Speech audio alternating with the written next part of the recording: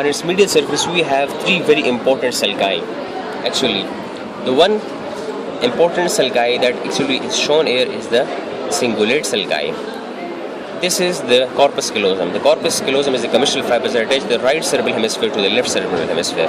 Okay, this sulci is called the callosal sulci. The callosal sulci are actually between the cingulate gyrus and the corpus callosum. Okay, here we have another sulci that is called the parieto-occipital sulci. Okay, and another sulci which is not shown here that much clearly is the calcarine sulci.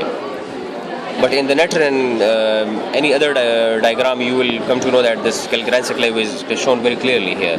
Okay, we should not discuss the things very clear in detail on its medial surface. Okay, now come to its inferior view. On its inferior view, I have to show you that. Okay.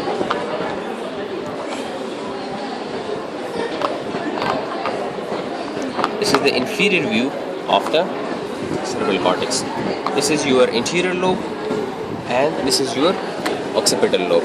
Okay, on its interior side, actually the inferior view is divided into two by a very deep transverse sulcus, and that deep transverse sulcus is actually between the temporal lobe and the frontal lobe.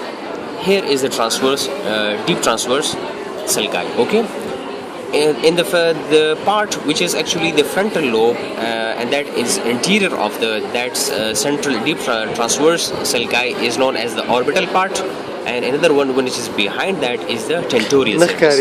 Okay, the tentorial surface. This is the tentorial surface. Okay, and this is the orbital part, and this both is divided by the deep transverse sulcus in between. Okay. Now come on its interior part, which is the orbital part. In orbital part we have the very prominent feature here is the olfactory bulb, olfactory tract, and these two are actually embedded in the olfactory sinus. What is this thing?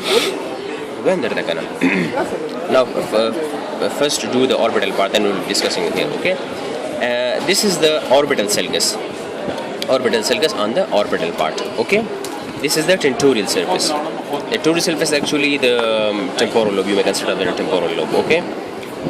The thing you have mentioned is the accommodation. Actually, this is the fossa which accommodates the corona radiata and that internal capsule. Actually, okay, we'll be discussing that in the brainstem.